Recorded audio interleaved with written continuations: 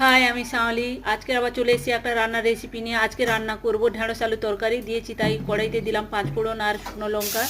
এবার ভালো করে ভাজা হয়ে গেছে। এবার দিয়ে দিলাম আলু পেঁয়াজ একসঙ্গে ভেজে নেব, তাই আলু পেঁয়াজটা দিয়ে ভালো করে ভেজে নিচ্ছি। এবার দিয়ে দিলাম পরিমাণ মতো লবণ আর হলুদ দিয়ে লাল লাল করে ভেজে নেব।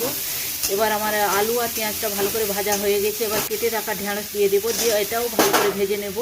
এবার একটু ভেজে নিয়ে এবার ঢাকা দিয়ে ভাজবো 3 মিনিট। এবার দেখুন 3 মিনিট পর প্রায় আমার আলু আর ঢেঁড়সটা ভাজা হয়ে এসেছে। এবার আমি দুটো যে টমেটো কেটে রেখেছি, ওই টমেটো দুটো দিয়ে দেবো, দিয়ে আবার ভালো করে ভেজে নেব।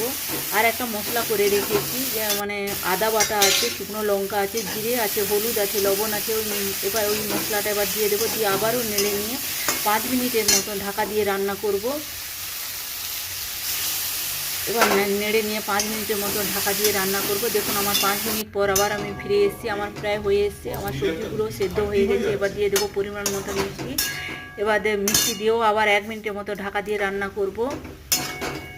দেখুন আমার প্রায় 1 মিনিট পর আবার আমি ফিরে এলাম, আমার রান্না প্রায় কমপ্লিট। এবার ওপর থেকে আমি দিয়ে দেবো কাঁচা সর্ষে তেল। যদি আমার এই রেসিপিটি ভালো লেগে থাকে তাহলে লাইক কমেন্ট দুটো করবেন।